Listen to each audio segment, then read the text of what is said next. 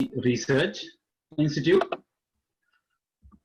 Today, we have three exciting presenters talking on various LTTE propaganda topics. Let me introduce you to the program for today. My name is Anura Ferdinand, and I'm a volunteer, and I will present the panelists for today. So first of all, we will introduce our panelists. The duration of each presentation is around 25 minutes, after which we will present them 2 questions from the floor. After all 3 presenters are done, we will give them 2 questions each, and followed by final remarks. So once again, we'll give 2 minutes each for final remarks. As you see on your screen, the live link is posted, and also if you have questions, feel free to email office@policyresearch.ca. So without further overdue, let me introduce you our first speaker. Dr. Chula Rajapakse is joining us from New Zealand, and the current time in New Zealand is 2 a.m. And Dr. Rajapakse is going to present us the baseless and diabolical claim of alleged Tamil genocide in Sri Lanka, and genesis and the way to eliminate it, a New Zealand perspective. Dr. Rajapakse has been a practicing physician in rheumatology and internal medicine in New Zealand for over 3 decades. During this time, as spokesperson for the United Sri Lanka Association in Wellington, New Zealand, he also has passionately been countering in New Zealand and internationally the internationally orchestrated Tamil terrorist Tiger diaspora inspired misinformation that contributed significantly to sustaining Tamil Tiger terrorism in Sri Lanka for 3 decades. Now, he has turned his attention to countering the diaspora's created allegation of Tamil genocide in Sri Lanka, which has the potential to stifle Sri Lanka's prosperity and progress significantly. Dr. Rajapakse shares his thoughts and experience on the genesis of this allegation and ways to counter it for all 3 communities, or for all communities in Sri Lanka. Without further ado, Dr. Chula Rajapakse. Thank you, Anura, and thank you very much to the organizers for having afforded me this opportunity of contributing to this webinar. As you already said, my chosen subject is the baseless and diabolical claim of Tamil genocide in Sri Lanka, its genesis, and the way to counter and eliminate it as I see it from New Zealand.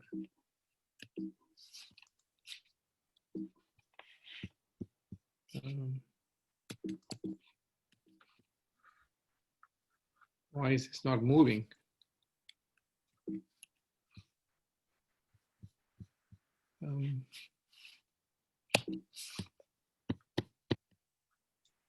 My slides aren't. All right, that's good. So it's okay, right. Tamils, who formed 10% of the population of Sri Lanka, were the privileged minority of 150 years of divide and rule British colonial administration. And the Sinhalese, that formed 75% of the population, were the disadvantaged majority of this 150-year British colonial rule.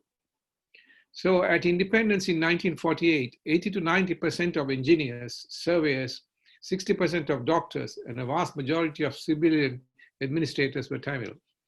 In 1954, The first Sri Lankan to act as head of state, as Governor General in post-independent Sri Lanka was Justice C. Nagalingam, who was a Tamil.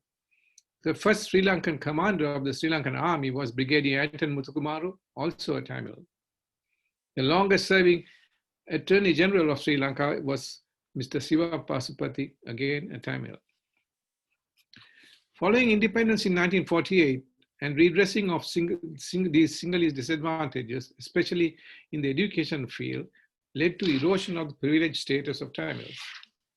This was seen by some Tamils as discrimination against the minority and presented as such to fellow Tamils and the world. In 1976, in Vadukode in northern Sri Lanka, a Tamil political party resolved to create a mono-ethnic independent state of Tamil Eelam, where this privileged status could be reinstated. This was despite Tamils not being underrepresented in any walk of life in Sri Lanka up to that time or even now. The next couple of slides illustrate this. On the left are is a bar chart representing the percentage of Tamils and Sinhalese in 1982 with the corresponding percentage they represented in the different professions. So you can see that the light blue represents the Tamil percentage in population, and the dark blue the percentage in the different professions. The yellow represents the percentage of Sinhalese and in the population, and the next line the percentage in the various professions. When you eyeball it all, you can see very clearly that the Tamil representation of the different professions was at least 2 to 3 times more than their corresponding percentage in population, whereas in the Sinhalese it was always less than the percentage as a population. So among doctors, there's something like 30% were from the Tamil community, whereas their percentage in population was 12. Veterinarians, similarly. Engineers, similarly. Accountants, surveyors, and draftsmen. The next slide here again shows a percentage of Tamils admitted to the universities in 1978 in the different faculties. The light blue represents the number of the percentage of in the population, and the pink the number that entered the different faculties. And you can see in engineers, 35 to 40 were from the Tamil community with a 10% population. Medicine, pretty similar. Dental, much more, 50. Veterinary, architecture, and so on, all showing a much greater percentage, 2 to 3 times that of their population in the admissions. So all this would not suggest a community that is being disadvantaged.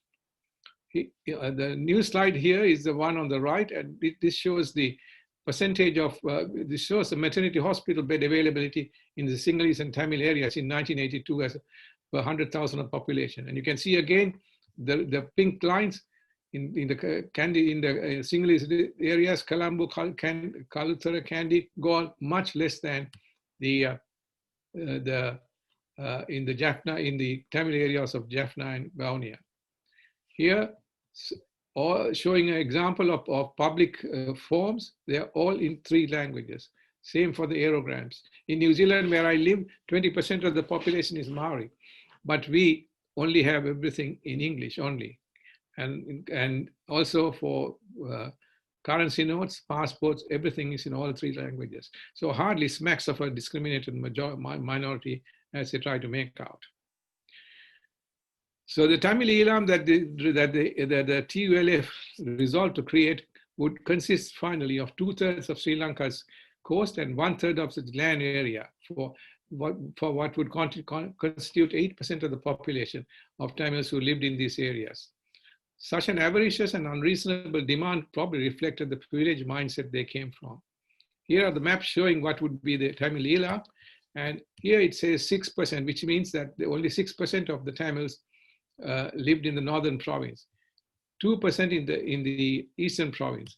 The remaining 4%, which added up to a total of 12, was in the western province. So it is the 6% and 2% together, 8% that would occupy ultimately the Eelam if it did occur.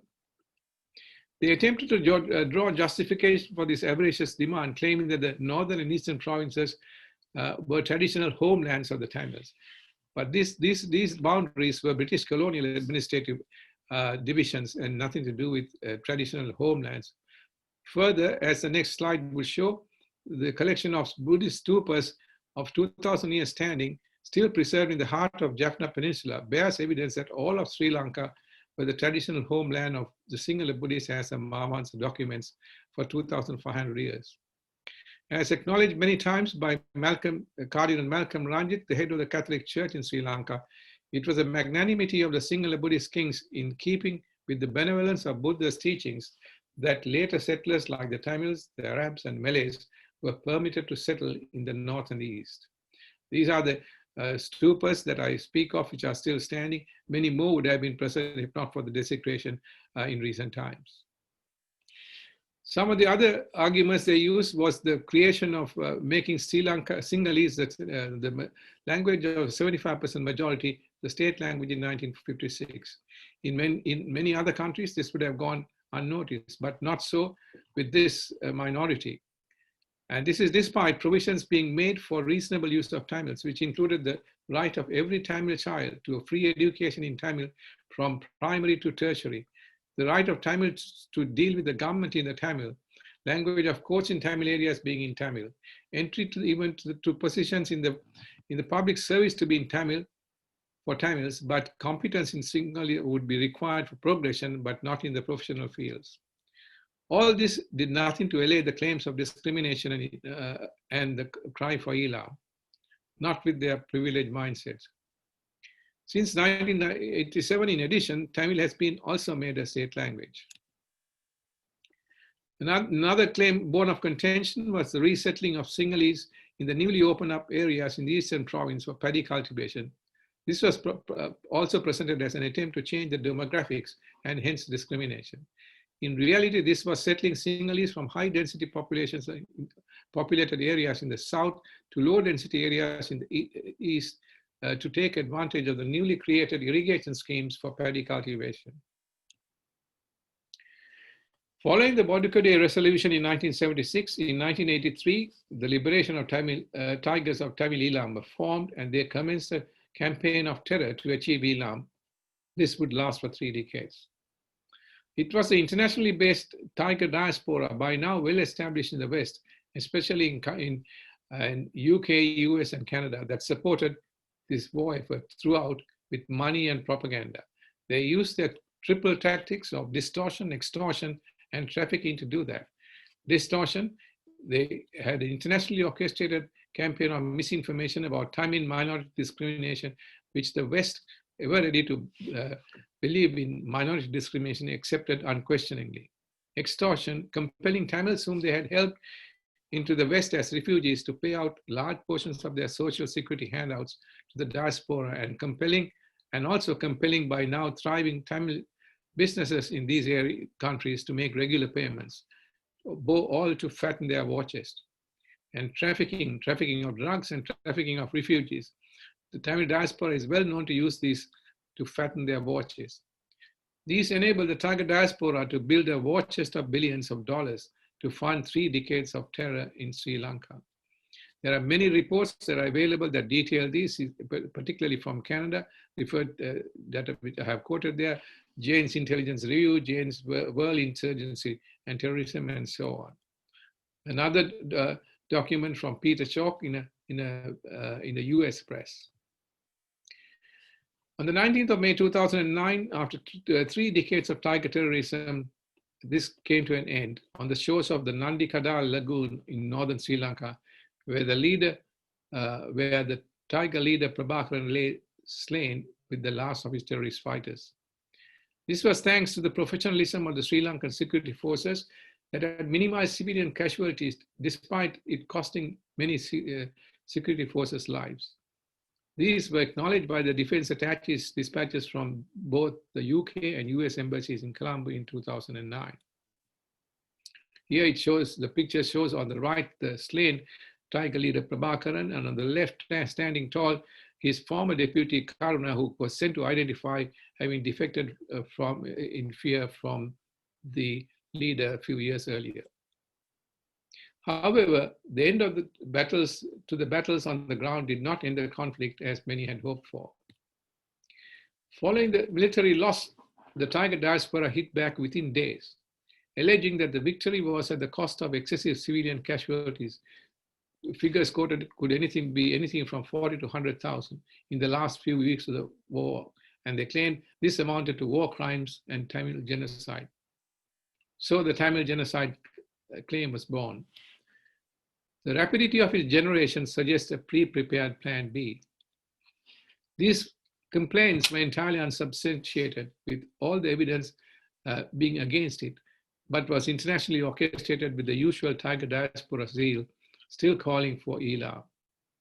These continued to go down well with the unquestioning West. In 2020, the orchestration still goes on. Now the real underlying motivation is probably to secure the permanency of residency for the several hundred thousands of Tamils still enjoying Western comforts, but only as refugees. A peaceful Sri Lanka would mean the return of refugees back to Sri Lanka and hence the loss of Western comforts. Despite the orchestration for support, the support for the 40 to 100,000 were minimal, if at all, and highly questionable. One of them came from Gordon Weiss, a UN employee based in Colombo at the end of the war in May 2009, who had a book to sell on the war, so he had to dramatize it. He claimed this figure initially as being from unnamed sources, but on repeated questioning, admitted to it being an exaggeration. However, the major impetus came to this call came from the Darusman Commission. This commission was appointed by the UN Secretary General Ban Ki-moon to advise him on accountability issues. They were appointed without UN General Assembly or UN Security Council authority. In fact, despite the objections of two members, Russia and China, so it was not a UN commission, as claimed. Further, all three commissioners had an axe to grind with Sri Lanka, so heavily loaded against Sri Lanka from the start. They received evidence only from the Tiger diaspora, not from Sri Lanka, who rejected him. In their report, there was a statement stating that there was credible evidence of excessive civilian casualties at the end of the war. But they refused to reveal their sources of this information and refused to reveal it for 30 years to come. So much for the credibility of this finding. However, the Tiger diaspora was quick to latch on to this. They dropped the UNSG appointment bid to make it a UN commission and made the narrative UN commission has acknowledged that excessive civilian casualties and hence HR violations and Tamil genocide made it a credible allegation. Since they have orchestrated that since with Joseph Goebbelian seal. Hence the allegation has stuck, especially with the well-meaning West unsuspecting of the reality. On the other hand, there's plenty of evidence exposing that the genocide claims to be false. Sir John Holmes, the UN resident representative based in Colombo at the end of the war in May 2009, assessed the civilian casualties to around 7,000. So the census carried out by Jaffna University teachers revealed similar figures for the missing at war. As stated earlier, defense attaches dispatches from US and UK embassies in Colombo also revealed by WikiLeaks had similar numbers, 7,000. Lord Naseby from the British House of Lords confirmed this by tabling the originals from the British High Commission defense attaches dispatches obtained after a hard-fought battle with the authorities in 2017. Paranagama Presidential Commission appointment appointed to investigate missing persons allegations cleared Sri Lankan security forces of systematic or directed killing of civilians as alleged. And this finding was endorsed by a panel of international legal experts headed by Sir Desmond De Silva, QC from UK. Further, if Tamil civilians were being deliberately subjected to security forces fire, would 300,000 of them flee straight into the arms of the same forces in full view of the world at the first opportunity afforded to them when released from the Tigers who had held them hostage as human shields in the last months of the war, as was confirmed by these hostages later once they were rescued? Despite this, the orchestration of the genocide claim has continued. They did so making full use of their billion-dollar war chest for orchestrating this misinformation, now with no arms to buy, so all for misinformation. They garnered the help of cash-strapped news agencies like the UK's Channel 4 to produce highly questionable documentaries like the Sri Lanka killing fields to orchestrate such misinformation. The New York Times characterized this documentary as a collection of film strips, unauthored, undated, and from unknown sites, showing gruesome acts together with, held together by a partisan commentary, leading to the viewer to believing that these acts were committed by Sri Lankan security forces. Many of these acts were later confirmed as having been committed by the Tigers, donning the uniforms of the captured Sri Lankan forces personnel to attribute the blame to the Sri Lankan forces. Most recently, in May this year, poorly informed Western politicians were used to orchestrate the Tamil genocide claim on the internet. So we saw this coming from Mayor Comby from Canada and the Australian New South Wales State MP, Mr. Hugh McDermott. So what should we do to counter this baseless and blatantly false genocide claim?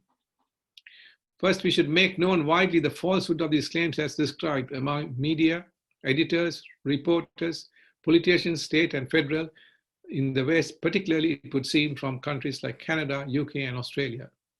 Use email and other modern communications and social media to feed the information repeatedly and in short bursts, using brief titles to repeatedly convey the message, mindful that most will only read the title if at all.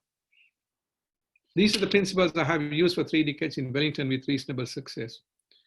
Also, create opportunities proactively for regular interactions with these persons and agencies to convey these messages. The objectives of such interactions would be to convince them that the Tamil genocide has no factual basis, nor the claim of Tamil discrimination, that this was a post-independence loss of privileges enjoyed under British colonial rule that was being presented as discrimination. Second objective is to highlight the motivation for among large section of the diaspora to continue painting a falsely negative picture of Sri Lanka now is that they are continuing to enjoy Western privileges as refugees depends on Sri Lanka being painted negative.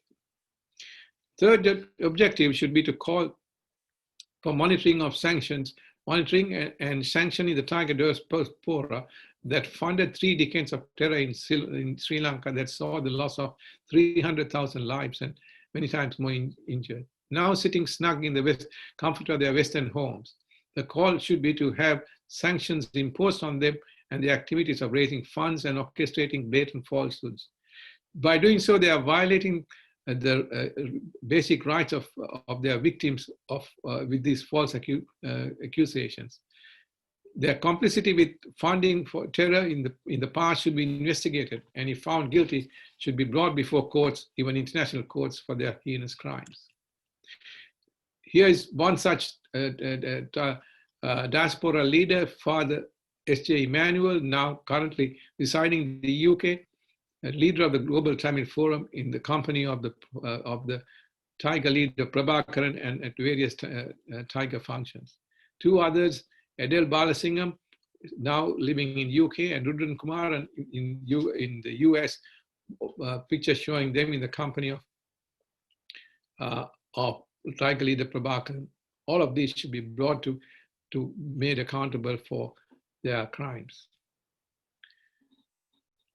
This 3-pronged approach should be coordinated and driven from Sri Lanka through at least a dedicated foreign information unit of the foreign ministry, prepared for the long haul, possibly decades, against a wily opponent, more devious than the opponents they encountered on the battlefield.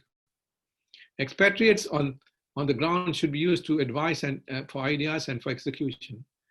The expatriates should use their clout with the vote to get the message across to their rulers, as the Tiger diaspora has done so effectively. There should be realization in Colombo that left unchecked and counted half-heartedly, the Tiger diaspora has a capacity to undermine the Sri Lanka administration's developmental efforts for a long time to come, using misled Western governments and UN agencies to aid them in this, as we have seen since 2009. However, these efforts should not detract from the ongoing efforts at integration rather than segregation as the answer to Sri Lanka's ethnic issues. Being truly trilingual and encouraging fusion culture, perhaps fusion dances of these two cultures, Bharatanatyam and Kandyan dancing as we have in New Zealand, who always sing the national anthem in two languages, English and Maori, are some thoughts. Thank you.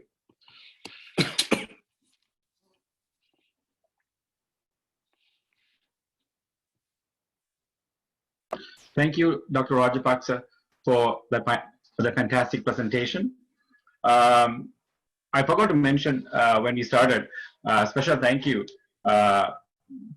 to Sri Action, who is live broadcasting today's webinar.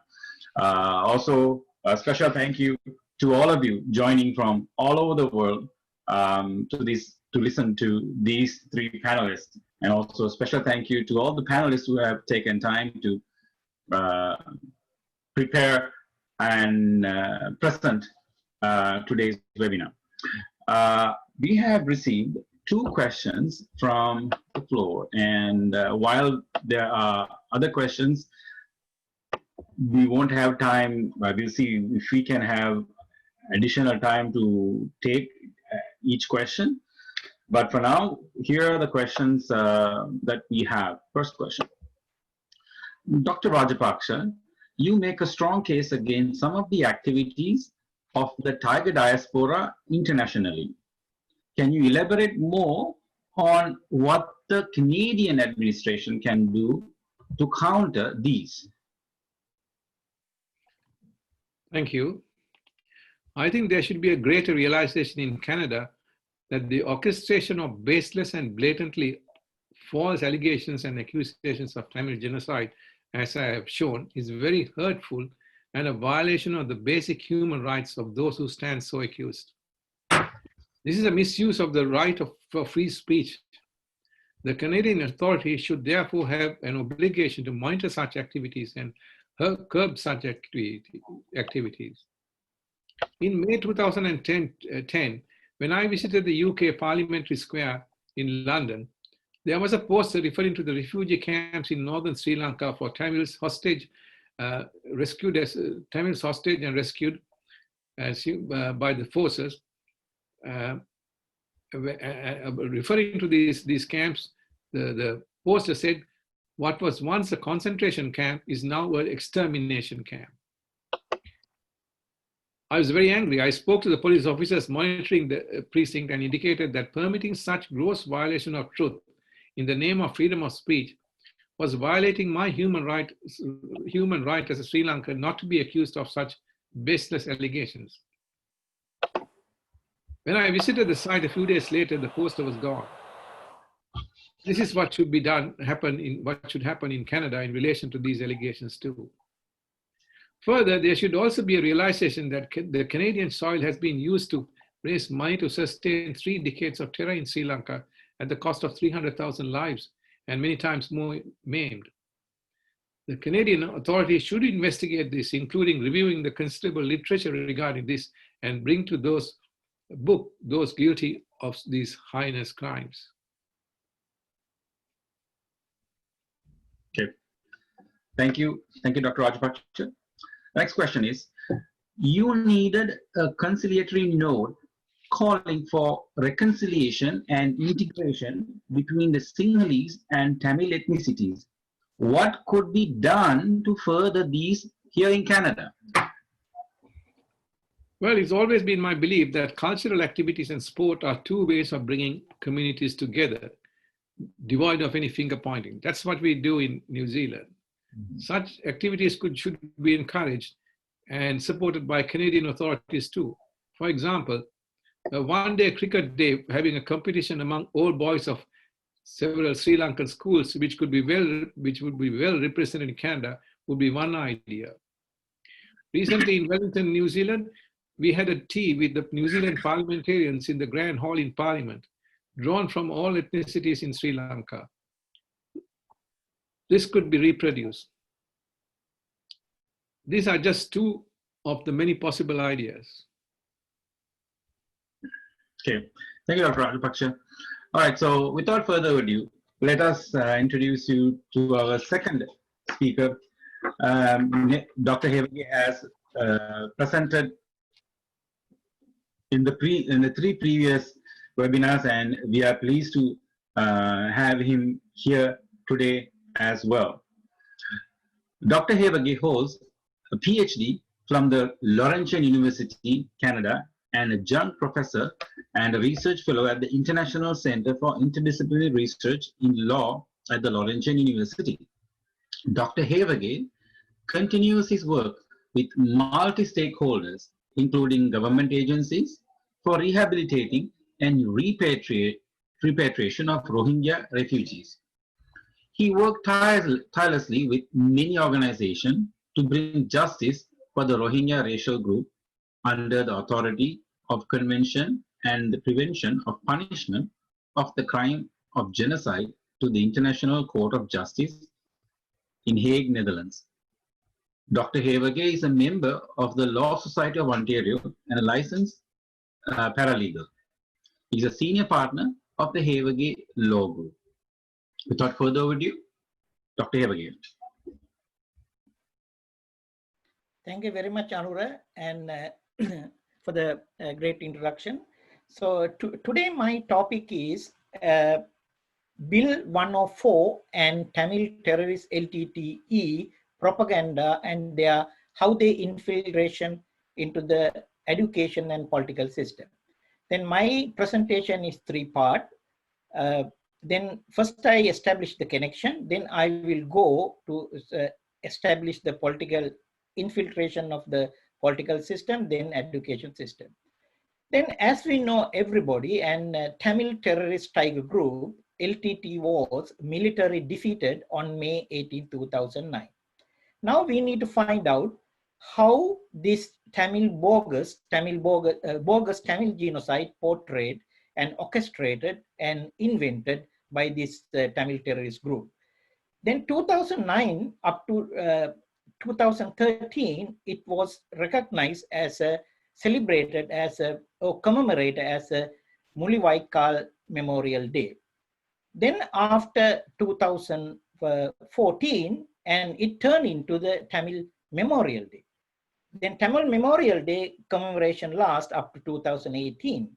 Then all of a sudden, 2019, it has been turned into the Tamil Genocide Day. Then 2019 and 2020 also, they commemorate as a Tamil Genocide Day. This is how this bogus Tamil genocide is portrayed.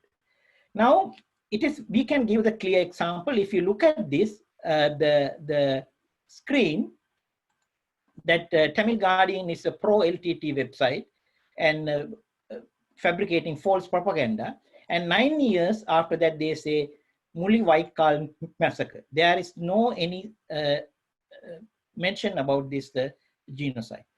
Then recently, I would like to bring this attention to the Canadian public and Mr. Gary Anand Sangri. And so we have a lot of respect for him. He's a great politician.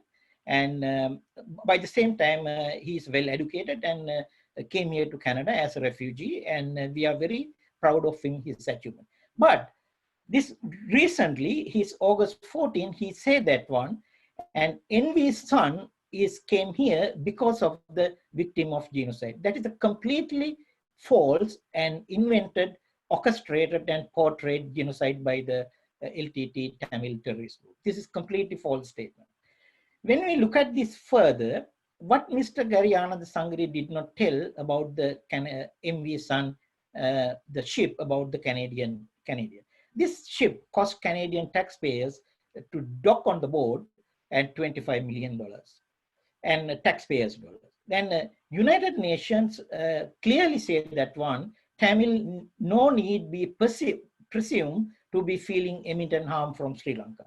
According to the CSIS report, and there was 76 Tamil terrorists people who received the weapon training. According to our estimate, is 206 of them we have identified, and everyone is paid about 30 to 35,000 for the passage, and they have collected Tamil criminal LTTE terrorist enterprise, 16 million from one board. So then what Mr. Gary Anand Sangari did not tell Canadian public, that Tamil terrorists conducted 378 suicide attacks and killed many, many innocents in Sri Lanka. And they have violated the ceasefire agreement 3,802 times, according to the Sri Lanka Monitoring Mission. So then what happened, if you have a peace agreement, and if you further go there, and we will not have this count of civilian damage. And they have recruited over 7,000 child soldiers. Those are the very important facts Mr. Anand Sangre did not tell about this Tamil terrorist group. Now you can see this here, that Tamil genocide claim is completely false, and MV Sun also around 2010, 2019, only that Tamil Genocide Memorial Day has been established by this Tamil terrorist LTTE group.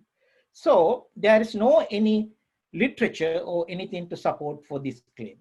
Then 2019, what happened? There was another development that there was a bill proposed in the parliament, Mr. Vijay Thanikula Singham, MPP, and Tamil Genocide Education Week.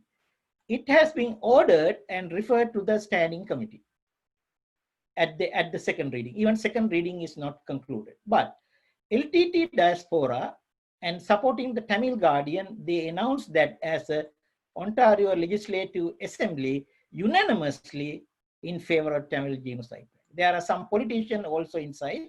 They also holding the placard behind and saying that one, thank you for Ontario for it. This is the completely false and fake news published by the Tamil Guardian.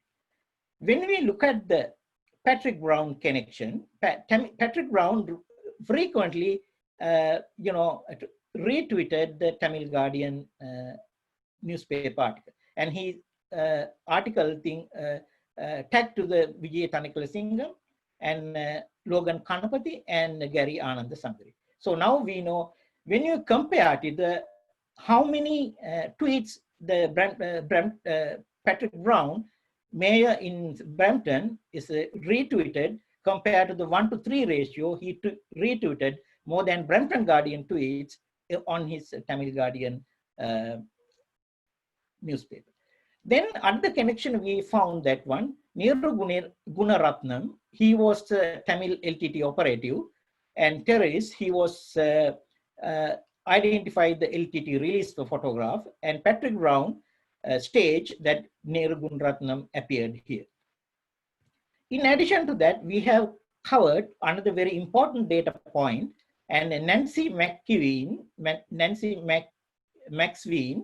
and she said that one, soon after Mayor Tory released the proclamation of the Tamil genocide in May 18, 2019, and it was so immediately went to the Tamil Guardian newspaper, but it didn't go to the Global Mail newspaper. So they asked that why it is happened. So it's meaning that somebody who's in the mayor's office orchestrating then leak this one before go to the Canadian public.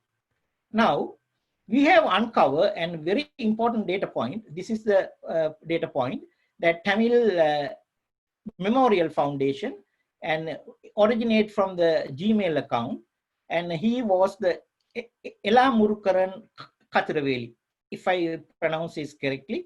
So this is his name, and he's the director of the government relation. This is his phone number, and he claimed he sent that email to the Mayor Tory asking the Tamil Memorial Day on 10th Tamil Memorial Day, and he claimed 146,000 perished at the final battle. That similar email has been sent to the same email sent to the Mayor Brown and Ela Murukaran Kathiraveli, and he also claimed 146,000 for death on this Brampton request, proclamation request. Then all of a sudden, Bill 104 introduced to the Parliament to act to proclaim Tamil Genocide Education Week. That Education Week Act also, we can see they also claim 146,679 civilians. Now, when we look at the bigger picture, so you can see Tamil Memorial Foundation has a connection to the 146,679, 146,000 around, and Patrick Brown and Mayor John Tory and Bill 104 is a well-connected one line of the communication about the Tamil terrorist propaganda genocide. Then another email and data point we have found from this email is come from the Vigneswaran office in Jaffna, that is also originated from Gmail and sent to the Mayor Brown and issuing the proclamation. Similar email we have seen that the sent to the Mayor Tory, John Tory, and this email technically went to the Mayor Tory, and Mayor Tory's email, and he person who called AC and sent to the some other staff at the office and thanking Mr. Vigneswaran's proclamation issuers. Then now we need to find out who's AC. Then we were able to find out another email and the data point, and Abhinaya Chandrabalan is the one who's the AC and portraying these activities with the mayor, John Tory's office. You see that here is a very, very, very important message here. Mr. Gary, MP Gary reached out me yesterday and requested if the mayor could pass a motion in a council on it. So we know that there are a lot of Garys around in Canada, but there will be another few thousand in Scarborough Rouge Park. But Mr. MP Gary is the only one MP Gary, that Mr. MP Gary, Anand Sangari, is the one, the person who pushed this one for the Tamil genocide proclamation in the City Hall. So then what are the other his connection? We have seen he is attending at the Prabhakaran's book launch on May 18th, 2014.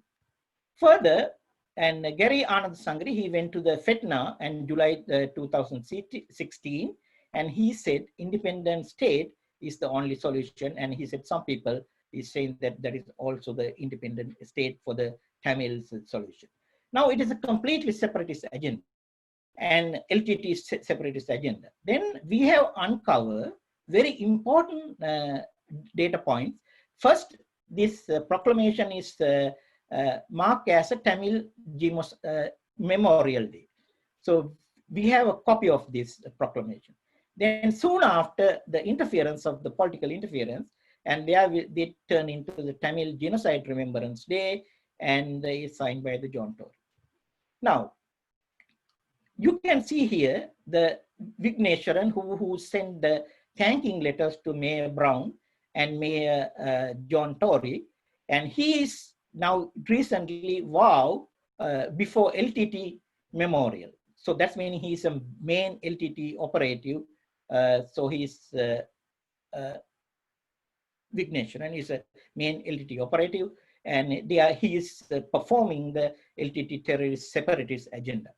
But we can see this John Tory also visited Sri Lanka, and he also joined with the Vigneswaran, who has a separatist ideology. And at the Muli Vaikal, he is celebrating death of the Tamil Tiger terrorists.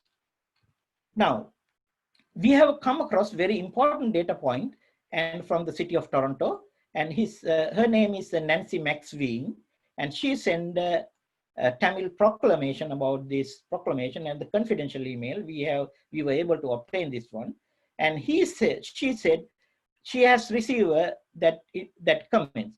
We were informed that the decision to produce this proclamation is political. So then Mayor is doing this one, issuing a proclamation because only for political reason, not because of he wants to effort for their pain and suffering and remember. He's doing this one for political reason.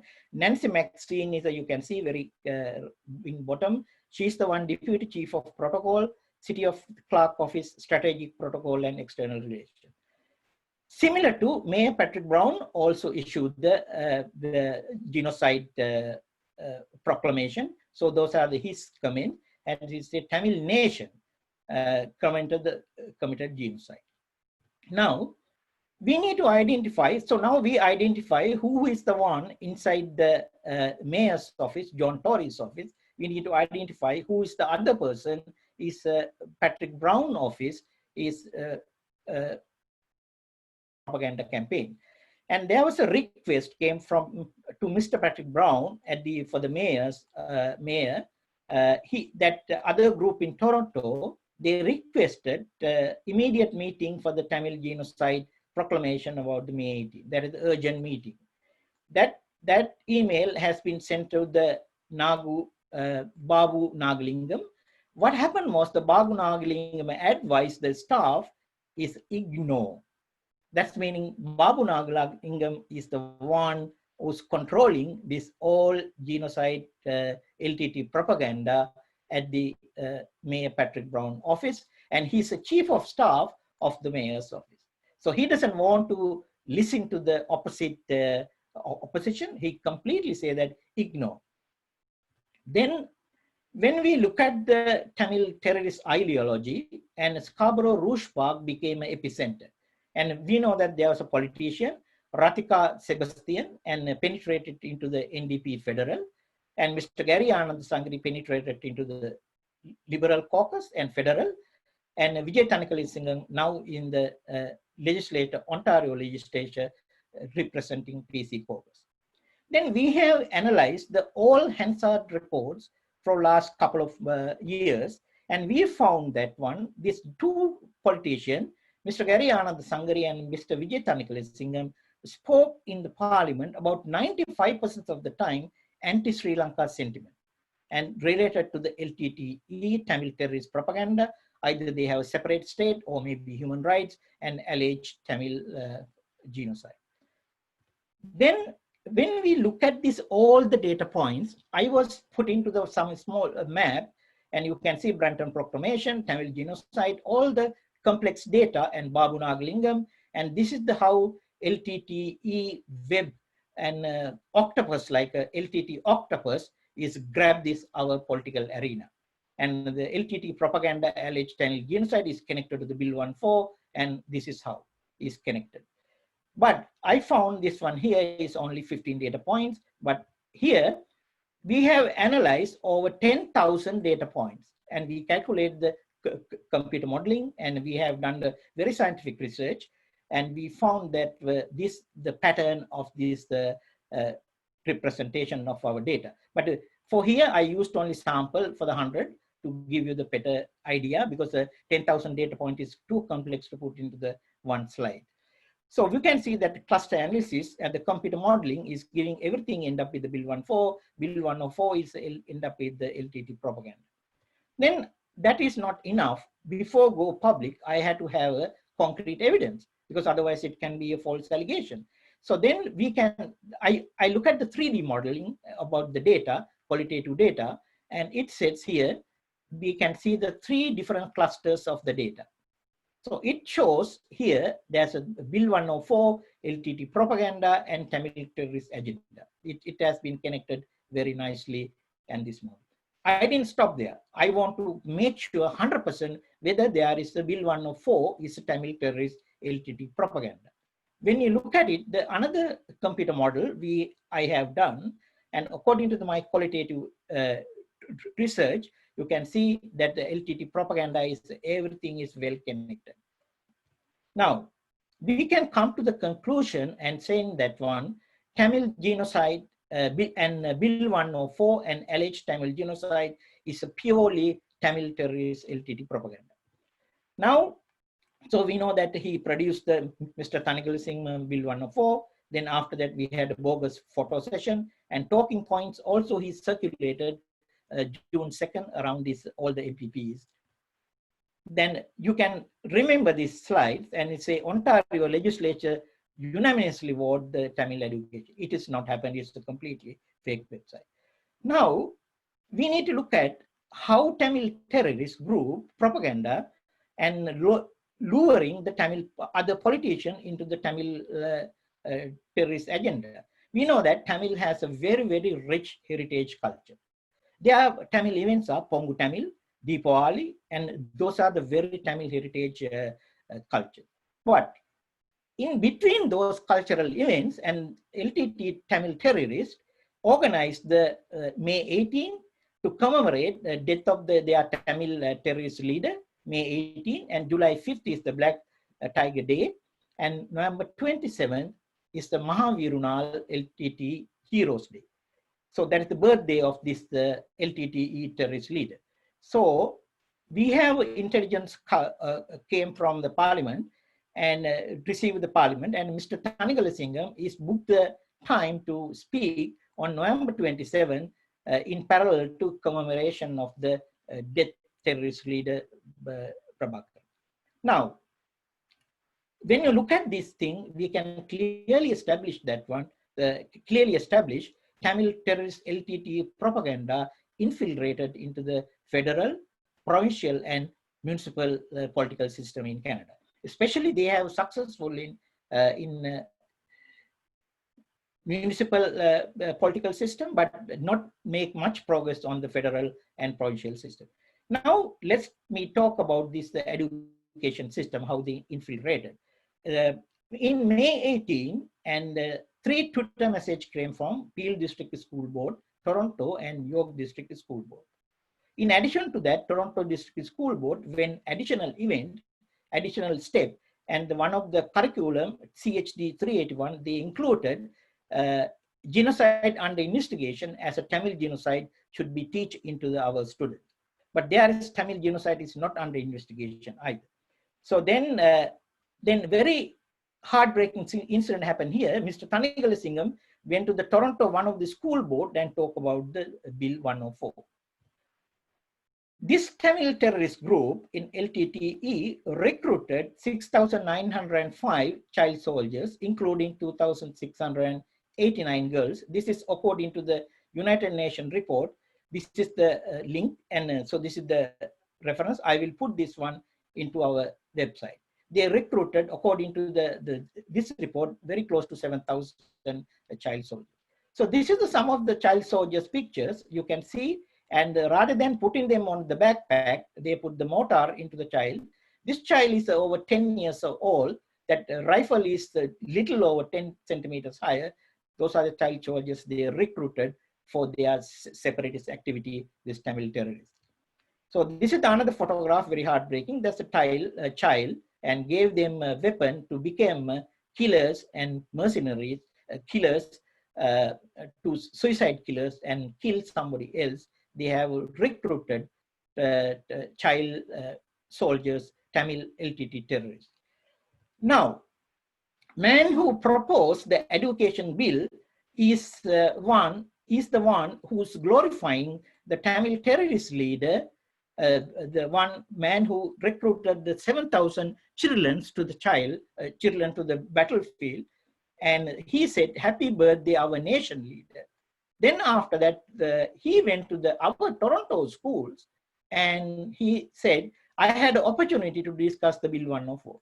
This is completely brainwashing attempt. What happened was his leader, terrorist leader, he is commemorating and glorifying same terrorist leader who recruited the 7,000 children to the separatist agenda. Now he is going there to teach and educate his genocide bill. This is completely unacceptable, and Toronto District School Board never taken any action against this activity.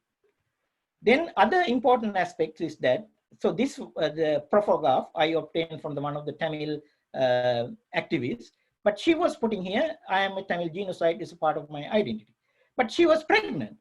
So then this is meaning that Tamil separatist idea, the propaganda is going to be now generation to generation, the LTTE genocide campaign. Then when you look at the conclusion of my presentation, Tamils are not only the victims of the 26 years old armed conflict. That Tamils are clearly Tamil terrorists, LTTE, infiltrated into the Canadian political and education system. especially they were very successful in municipal, entering the municipal political system. Further, we can, I can establish that based on this research finding, and Bill 104 is a clear Tamil terrorist LTTE propaganda. And as we know, and there is no any legal basis on the Tamil genocide. Now you have learned and how the Tamil genocide portrayed, how the Tamil genocide played and orchestrated and staged on from 2009 to 2018. It is a purely, this fight is armed conflict between Tamil Tiger terrorist group. And my previous speaker clearly mentioned that their idea is that to get the money and extortion from the Tamil civilians, as well as trafficking, mainly for the human trafficking, because Sri Lanka is not the safer face. So they want to portray it as a not safer for, then they will go. So final conclusion here, and Bill 104, why they want to do that one for the authority, and they want to create the Tamil terrorist LTTE propaganda as a legal authority. Then they can create the Bill 104 if become a Tamil authority in Ontario. We have given the Tamil terrorist group unlimited check, $1 million check, blank check for their war chest, and they are going to do the separate activity, separatist movement activity in Sri Lanka. We shall not allow Tamil LTTE terrorists and their proxies to start another armed conflict against innocent Tamil civilians in Sri Lanka. We can do that one. What we have to do, we have to say no to the Bill 104. Everybody listen to this presentation. Please go and talk to their councillors, talk to the MPPs, and clearly establish that one. We have to no to Bill 104. Then we have to say no to Tamil terrorist LTTE propaganda in Canadian soil. So this is the end of my presentation. There's a lot of complex issues. I presented within 25 minutes time. Then the moderator is completely very strict on the timing. And if you have a question, so you can email me, then I will ask few of the question when time permits.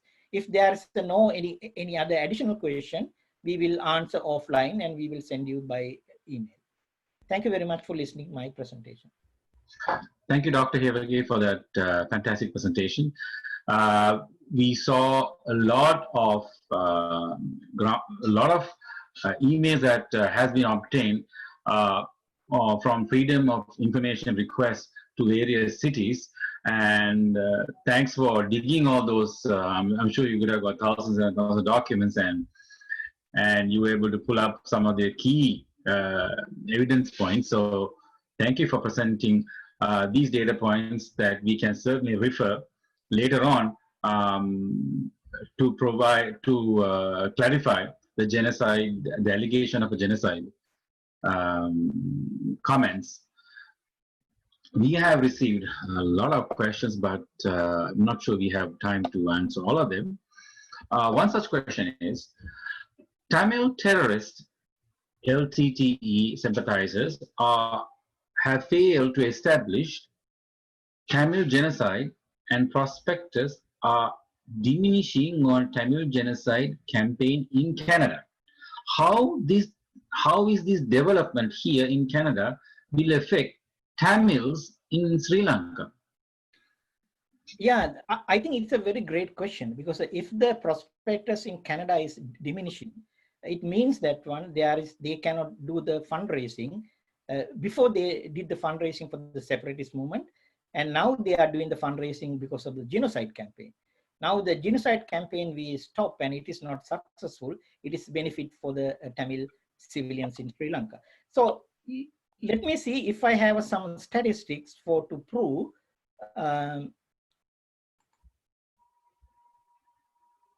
Okay, so then I found this the statistics over here. I don't know whether anybody can see this. Okay. Just have to click on full yeah, screen. okay, okay. But actually, what happened here that in Sri Lanka there was about 2,000 2,272,924 Tamil civilians in Sri Lanka. This is about 11.2 of the population. So when you look at the northern province statistic, there is about 934,392 Tamils are living over there. When you subtracted this total number from 934,392, we have 1,336,532 Tamil living in the other with the Sinhalese, so which is the percentage of the 58% of the Tamil. So in that case, what we are saying that these Tamils are living in living over there to peacefully with the Tamil Sinhalese area.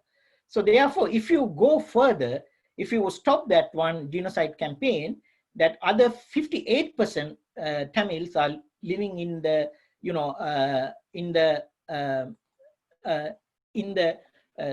Sinhalese area. 58% of the Tamils are living peacefully in Sri Lanka. This is all false propaganda is putting this Tamil terrorist group, their life and livelihood well secured, because we don't want another armed conflict. We don't want another Black July. We don't want any harm to the Tamil civilians who is living on peacefully in Sri Lanka. That meaning their peaceful living is livelihood well established if you kill this, if you reject this Bill 104 and genocide campaign. Thank you. Okay. Thank you, Dr. Hewage. Now the question we have is, Sri Lanka has concluded the general election recently. Can you provide how Tamil civilians react on Tamil terrorists, genocide propaganda in Canada? But actually what happened was in Sri Lanka, recent election statistics and our research center, we have center and we have analyzed. Then out of this research center, and we have seen LTTE, supportive group, and they lost over 50% of the support. TNA, Tamil terrorist group, or TNA, supportive of the proxy of the Tamil terrorist group, lost. They expected 20 parliamentary seat, but they have got only 10. And that Vigneswaran party was barely secure 1 seat in the parliament. So in that case, what we had to say that Tamils in Sri Lanka purely rejected the genocide campaign and purely rejected the armed conflict. They want peace and for harmony and living with everybody. That is Tamils civilians in Sri Lanka send us a clear message to the world: don't harm, don't start another civil war. We don't want your bogus genocide campaign. So that's what the results I can interpret. That is the way. Thank you, Dr. Hewage, for the fantastic presentation and also answering the questions. We're going to go over to the third speaker, Mr. Jayaraj Palihawadena from United Kingdom. He's an attorney at law and a solicitor. Mr. Palihawadena is a graduate of law and practicing solicitor in a reputed law firm in United Kingdom. He is the founder member of Global Sri Lankan Forum UK and currently the CEO and the secretary of the organization. Through this organization, he is directly involved in organizing activities and attending UN human rights sessions since 2017.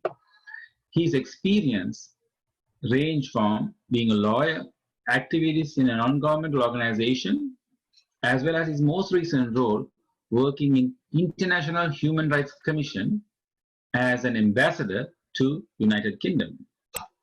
He will discuss about organizing activities of Tamil terrorist supported organizations irrespective of the ban in UK, how they established link, strong presence within political parties and acquired support from UK's political party leaders along with MPs and UK parliamentary groups.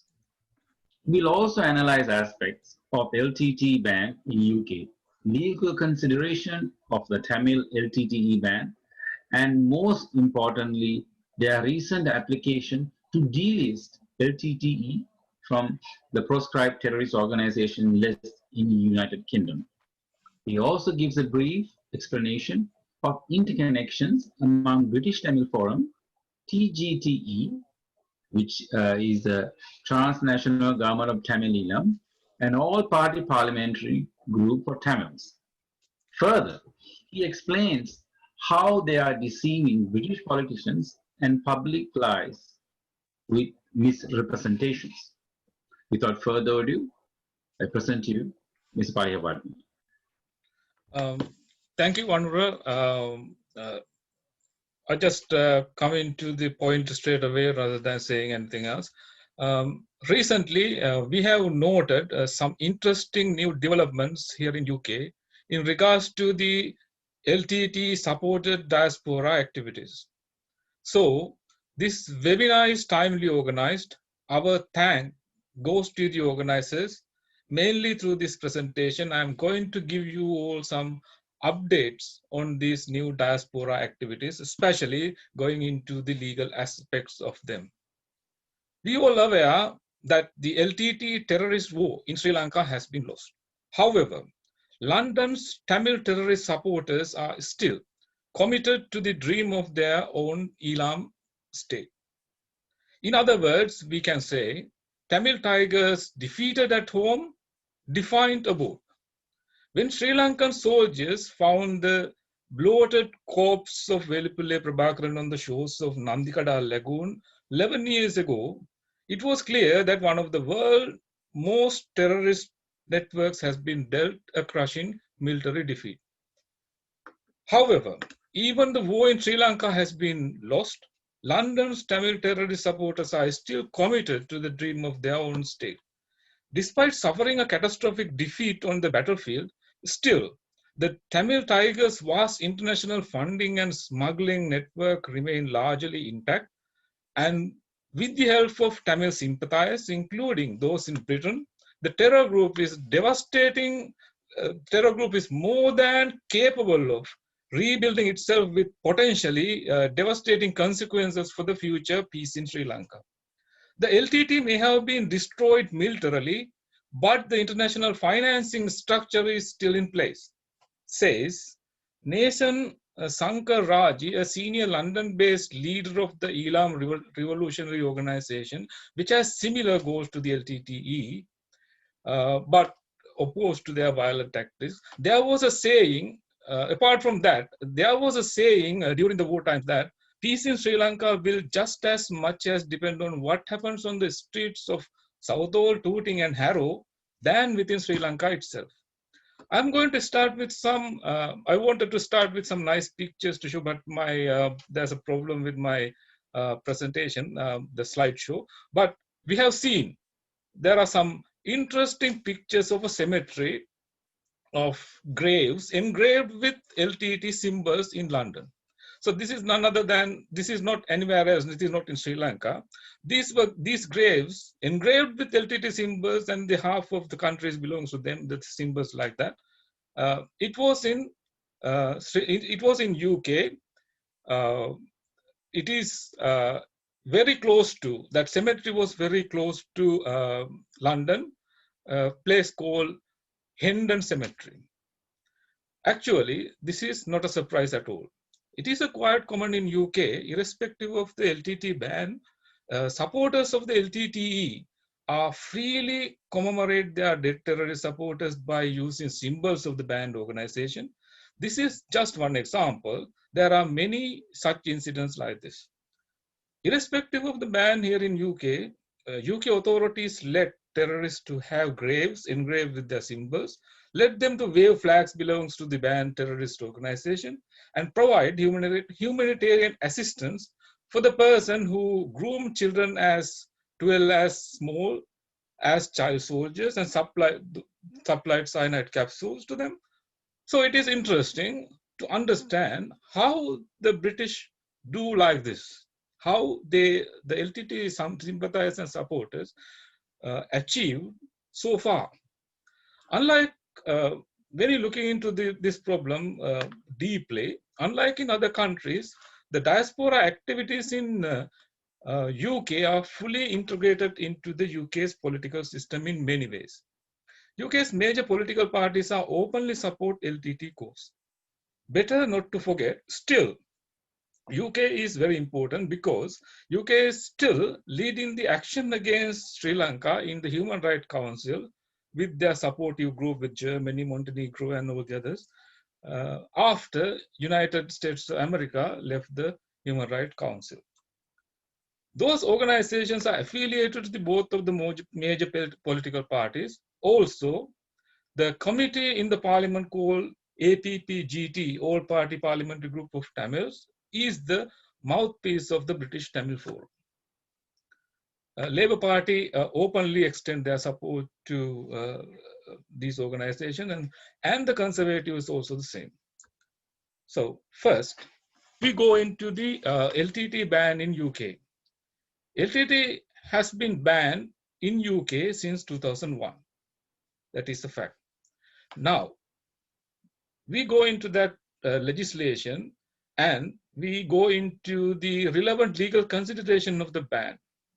Section 12 of the Terrorism Act 2000 creates offenses if a person invites others to support for a proscribed organization, expresses an opinion or belief that is supportive for a proscribed organization, arrange, manage, or assist in arranging, managing a meeting, addresses a meeting, and the purpose of his address is encouraged. Support for a proscribed organization is banned. Sorry for the legal terminology I'm using. There's no other way of saying this. Further, in conjunction with the Section 26 and the Section 13 of the Terrorism Act 2000 provides, in a public place, wear an item of clothing or wears, carries or displays an article in such a way or is such circumstances as to arouse reasonable suspicion that he is a member of or supporter of the proscribed organization, that person commits an offense. So that is the legal terminology, that is the legal background, that is the legal stand in UK in regard to the using of symbols and ideology and whatever belongs to the proscribed organization, which is the LTTE. In spite of the UK ban, LTTE has continued openly run its international headquarters from London. UK allowed demonstrations, events that glorified suicide terrorism, glorified terrorism, listened by the British MPs on top of the LTTE flag holding behind them. UK's television, especially the Channel 4, had an anti-Sri Lankan campaign openly. And that is the way that the Sri Lankan, the British Parliament as well as the British public is deceived by the LTTE supporters. Now we have obvious question, when these things happens in UK, what is the Sri Lankan High Commission and the Sri Lankan organization doing? Have they made any complaints? That is the obvious question we raised as soon as we see all this information. To be fair to them, I can say yes, they did. Every time when the LTTE supporters demonstration held in wherever the place in UK, High Commission made complaints. As similar to that, the various organizations and patriotic individuals also do the same. There were some arrests, but no prosecutions at all. So what is the response from the British police for these complaints? That is very important point to think, point to consider. After taking all these complaints, the CPS, the Crown Prosecution Service, which is the body in charge of the prosecution in UK for cases like this, the CPS concluded that there was no evidence to prove that the Tamil community promoted these events in support of the LTTE. Therefore, the CPS did not consider the elements of Section 12 to have taken place. The act of carrying the flag does not prove membership to the LTTE. That is what the CPS is saying. I'm just reading their reply.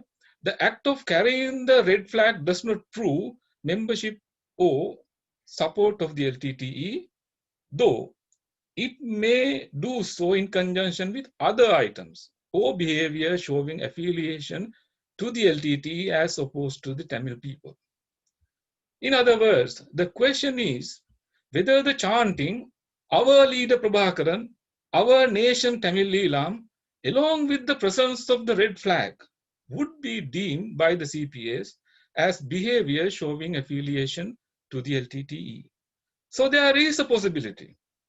There is a possibility to bring up a prosecution for an offense under Section 12, but if we will be able to supply clear evidence to support this combination. Now there is a new development in regards to the ban. Now, TGTE is challenging the ban and looking forward to remove the LTT from the banned organization list. In December 2018, TGTE wrote to the Home Secretary Sajid Javid MP asking him to deproscribe the LTT on the basis that it was not concerned in terrorism and that is continuing proscription and that its continuous proscription was impeding the freedom of speech and assembly of Tamil people, including TGTE, who advocate for the right of the Tamil self-determination in the form of an independent state.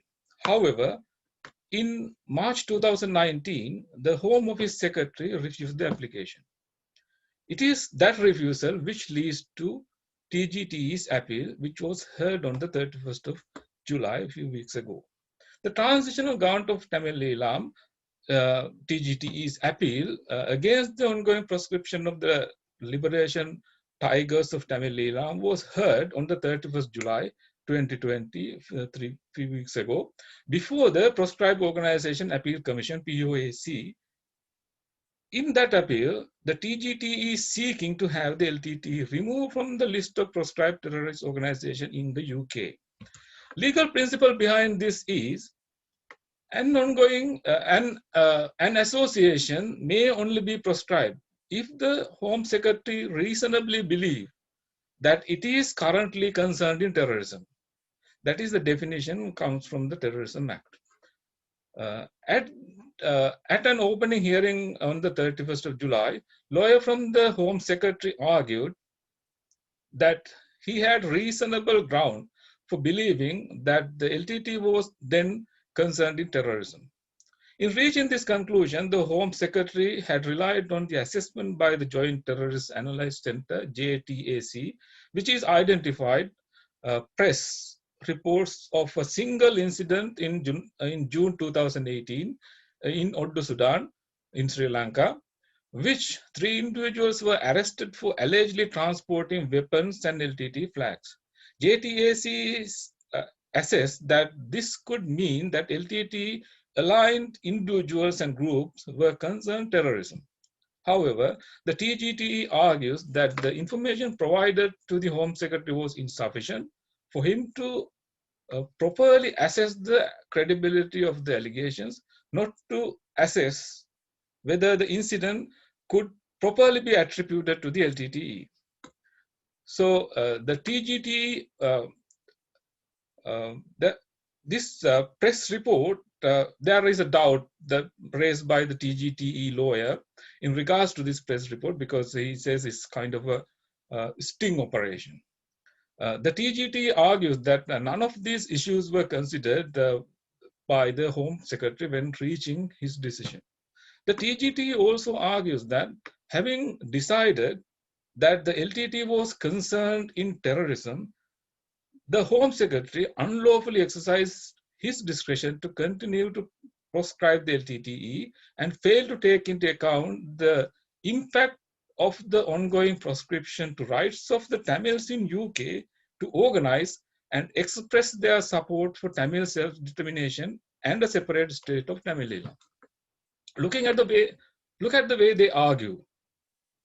That is the way. That is the political way. That is not that they understand how to argue politically rather than going into the saying about the terrorism and the bad terminology. Ban on LTTE misperceived as a ban on advocacy of the establishment of the sovereign state of Tamil Eelam.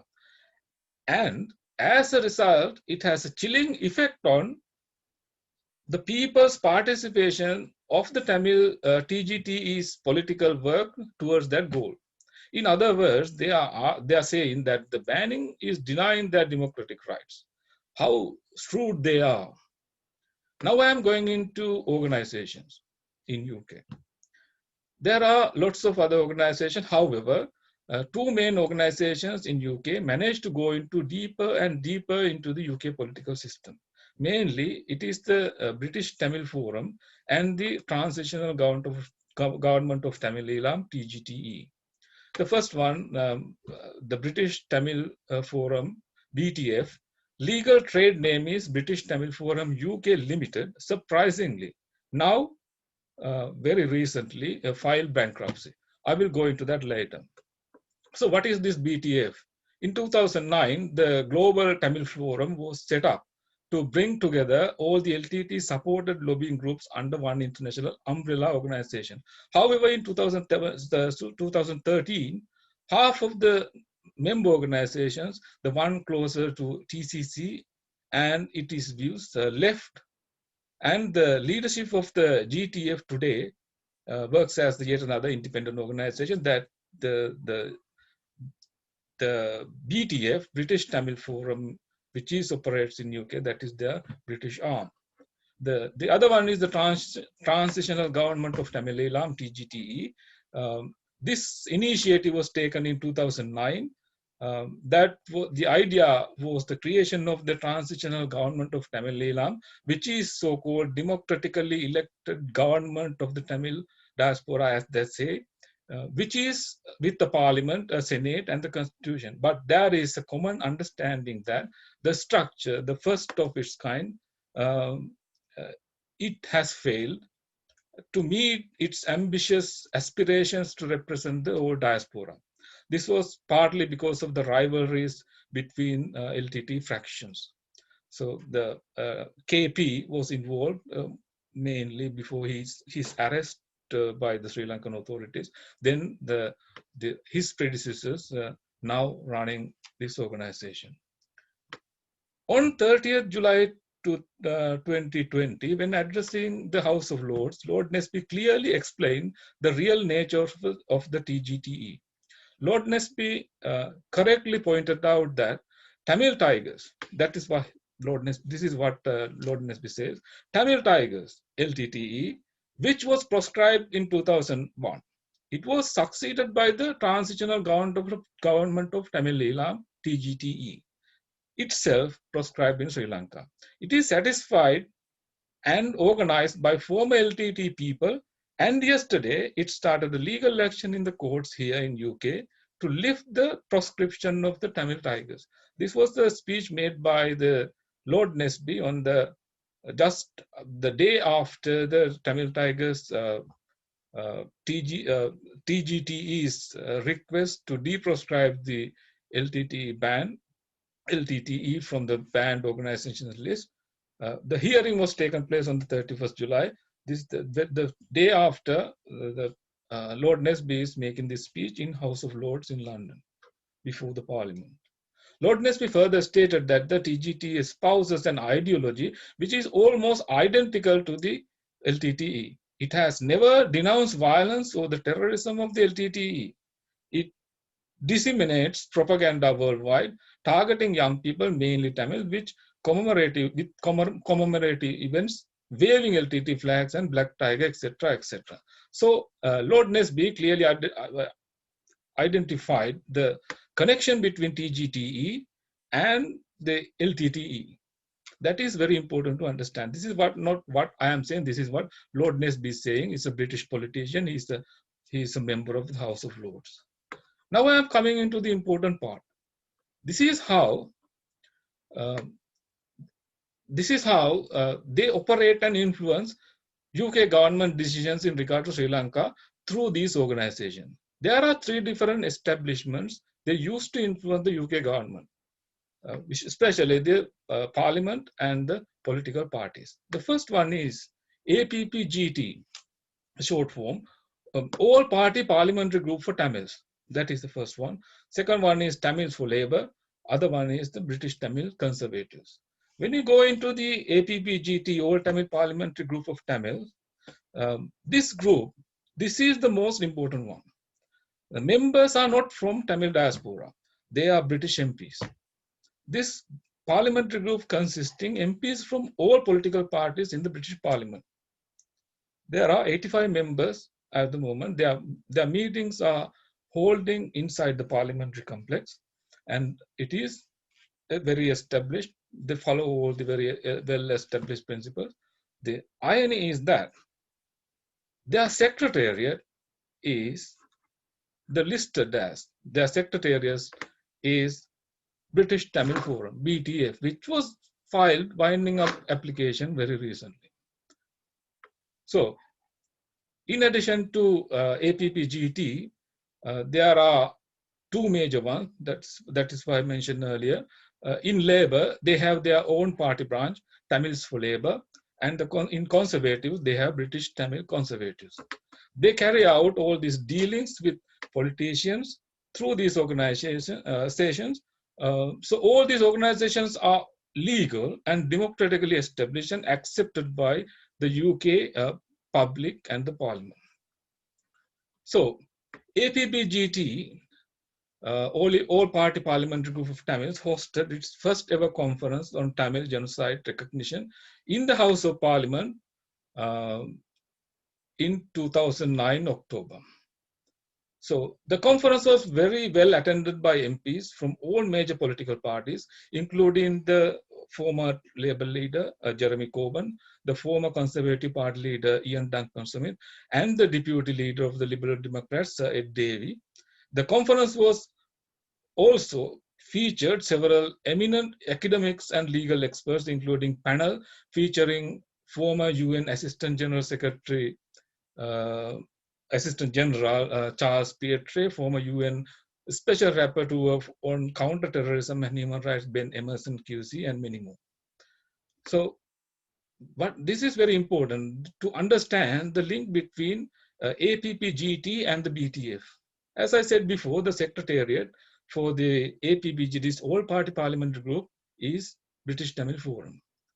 So, recently, on the 20th July 2020, British Tamil Forum BTF was served with the formal winding up order by the Business and Property Court of the High Court in Manchester. This is under the Insolvency Act 1986 upon the petition filed by its former employee Roshini Sivagurunathan. In the judgment of Roshini Sivagurunathan versus Tamil Forum UK Limited at the Royal Court of Justice in February 2019, the judge found BTF involved in direct discrimination, victimization, and denial of natural justice against the claimant Roshini Sivagurunathan. Then she was awarded £70,000 in damages and costs.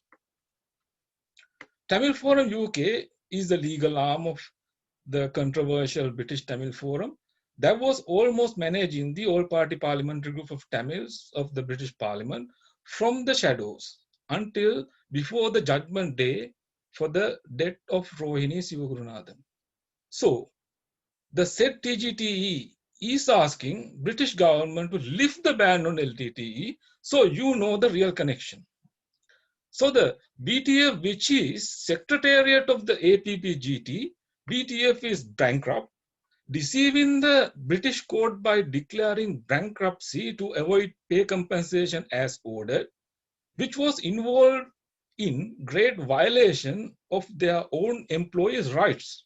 My question is still, APPGT and the UK MPs are still going to believe that such an organization is the true and real representative of the Tamil people?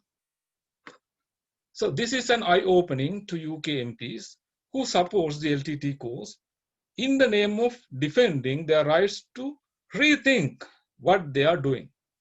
So British MPs should find out how many other LTTE charities are manipulating the kindness of the British public and using their donations to buy arms, ammunition, sending out money tax-free. Thank you very much. Thank you for listening.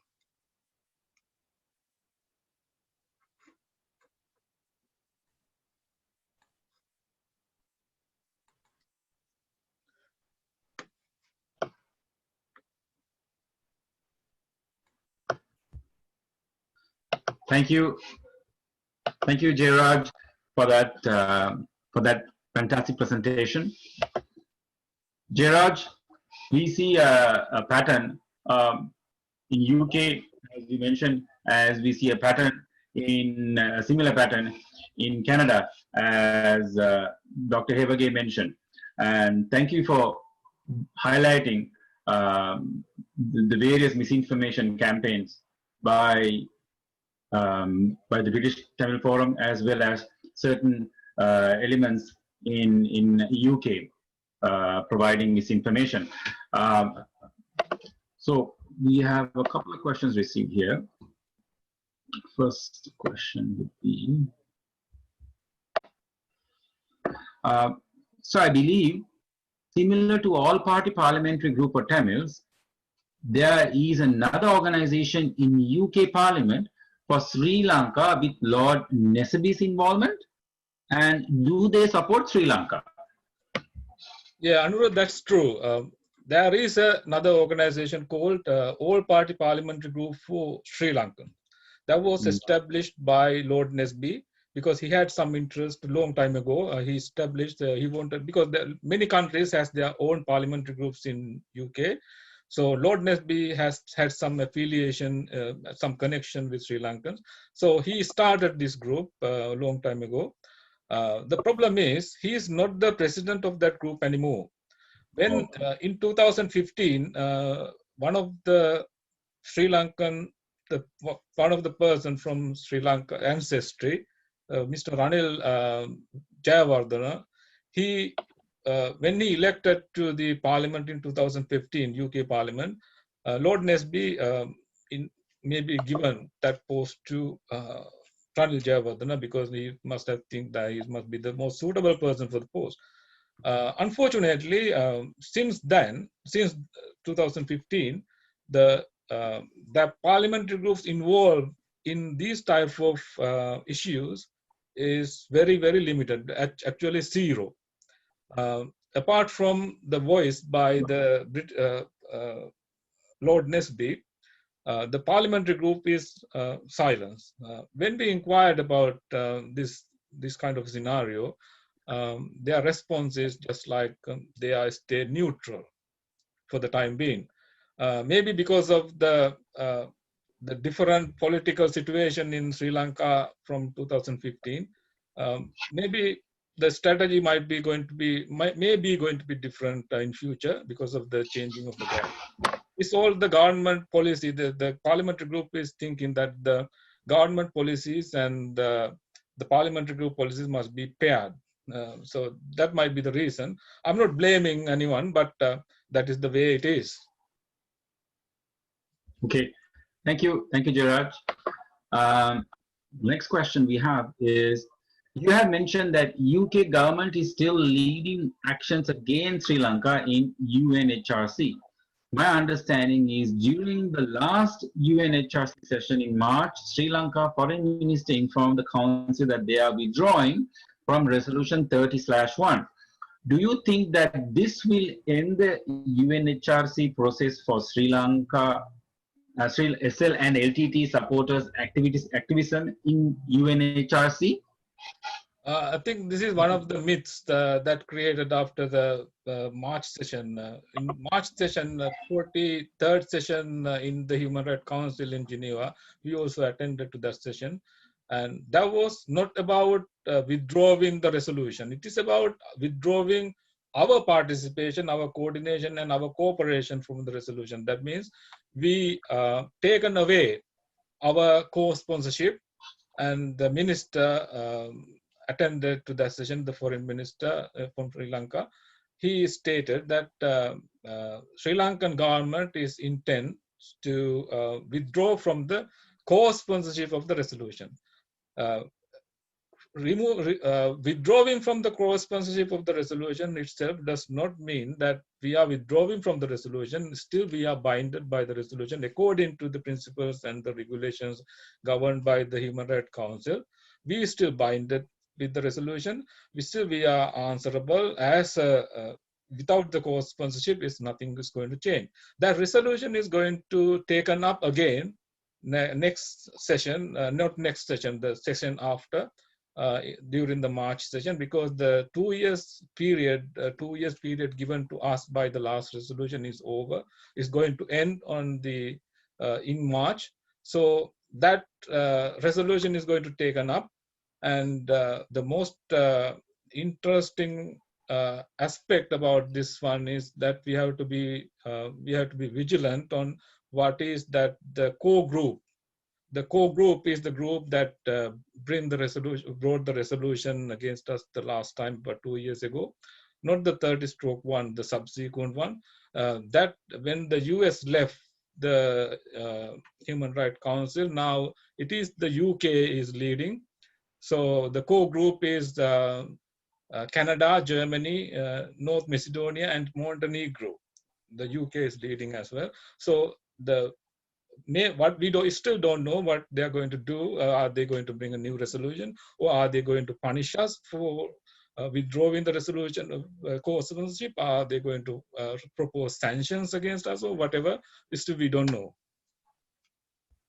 Thank you. Thank you, Jayaraj. So now we have concluded the presentations. Now we are going over two common questions. Or since we are a little bit over time, I'm just going to limit to one question and share the viewpoints of all the panelists of this one question. We are getting questions primarily. I received 3 questions on this topic, so I'm just going to put it as a common question. So I'm going to ask this question from Dr. Rajapakse.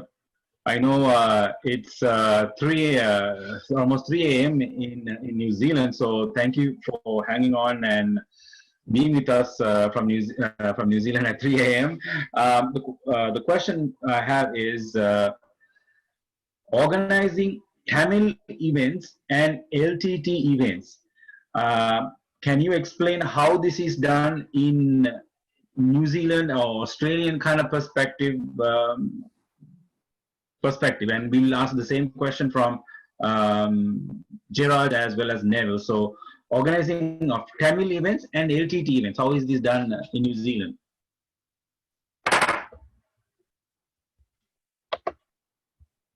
You're muted, Doctor. Sorry, you're muted. I think in New Again, it's muted. Can Okay. you hear me now? Yeah, we can hear now, yes. Go ahead.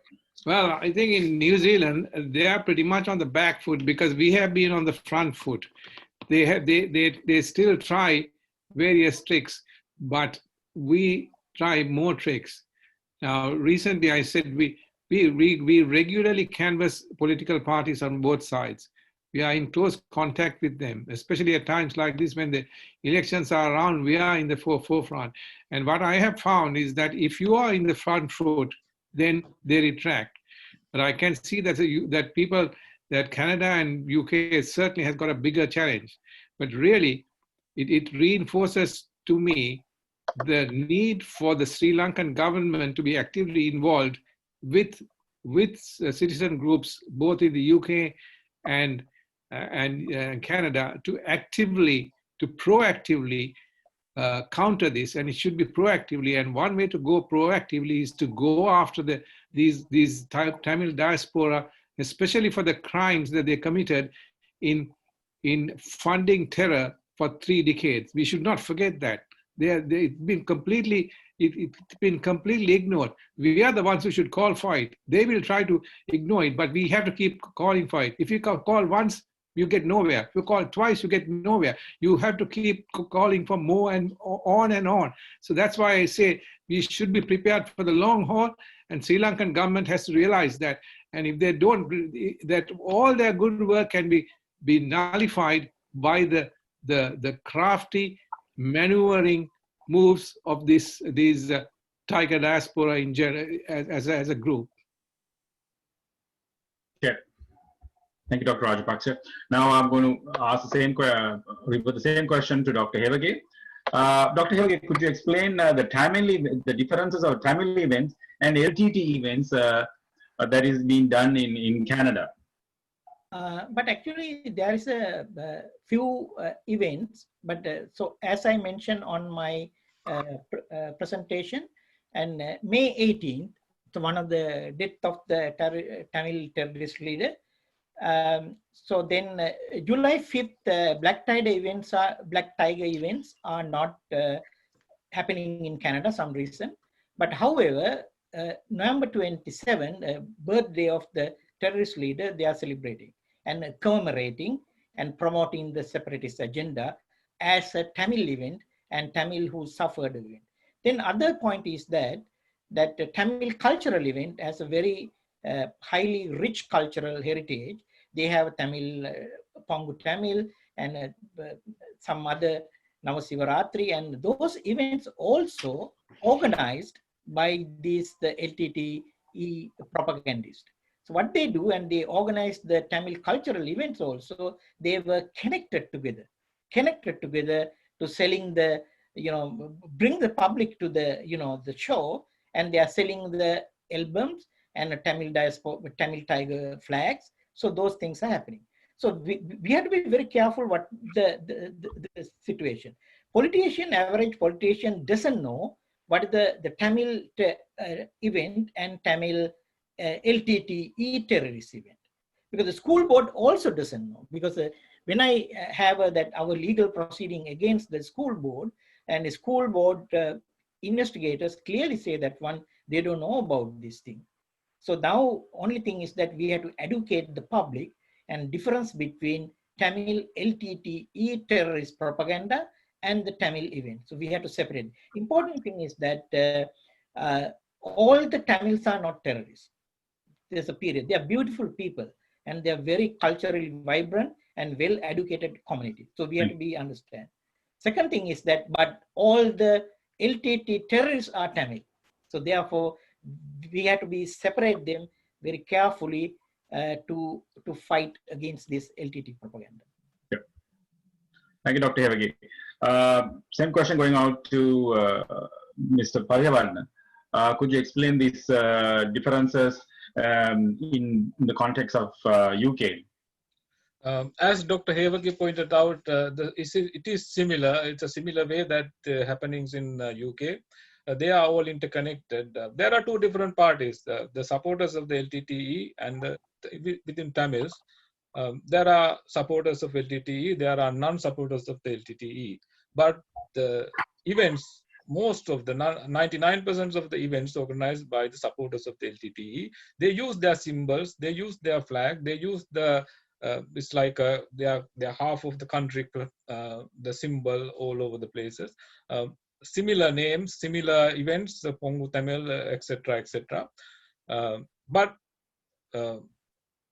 our non-LTT supporting diaspora, the Tamil diaspora, is so silent. They are not organizing any events, but they don't support these events. I know very well, but the Tamil supporters events are very well organized, and the main important thing is if you have a protest or if you have an event like this, you have to get the permission from the UK government or mainly from the police. Police give the permission. Sometimes they are holding protests, irrespective of any permissions taken from the police. But still, the British government, British police, let them to have it in the name of the democracy. You know, the concept we have to very well understand in Sri Lanka, in UK, because in UK, the people are very law-abiding citizens, as well as they respect the human rights. This is the country in 2020, in the year 2015, no, not 2015, 1215, the Magna Carta is signed, the first ever declaration of human rights. Since then, they follow the principles of the human rights, and that concept been very well followed by the LTT supporters, and they are adjusted that principle, that human rights principles into their system when organizing these events. That is why all the British MPs and become sympathizers of the LTTE cause, and they are very well attending all these events. So that is the concept. We understand why they organize and what is the concept behind this. Thank you, Dr.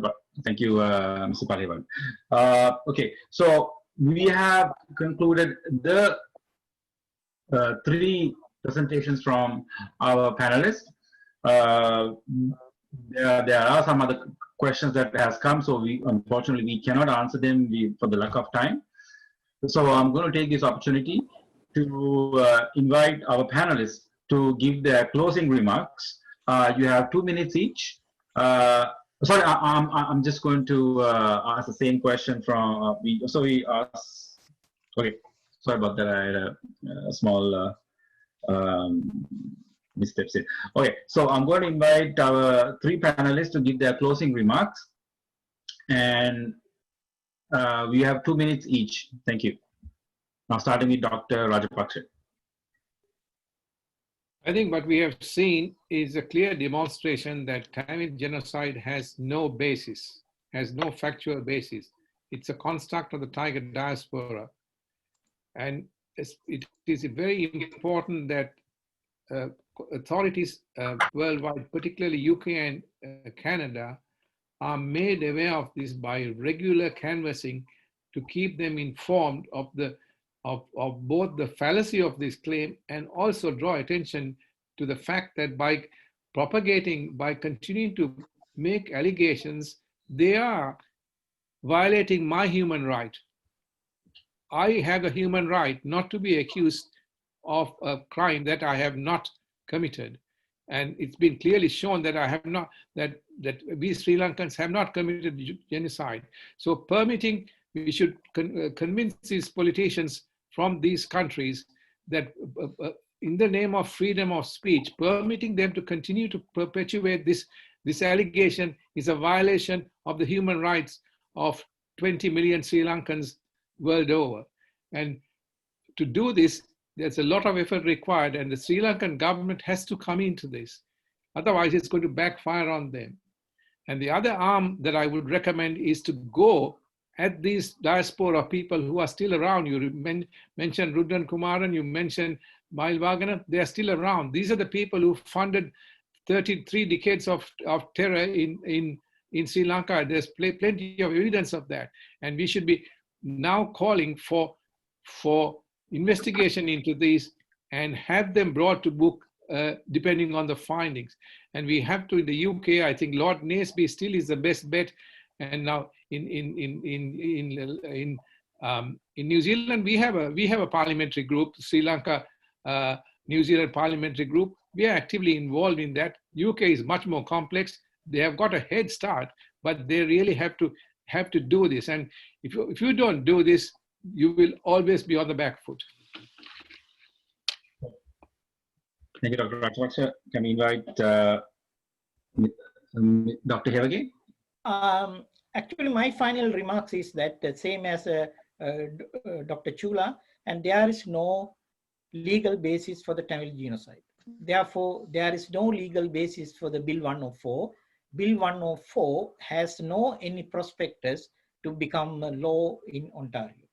So this is now is happening. So this is clear, and so that's what the Tamil diaspora is more concerned and organizing the sympathy card playing. Sympathy is not the law.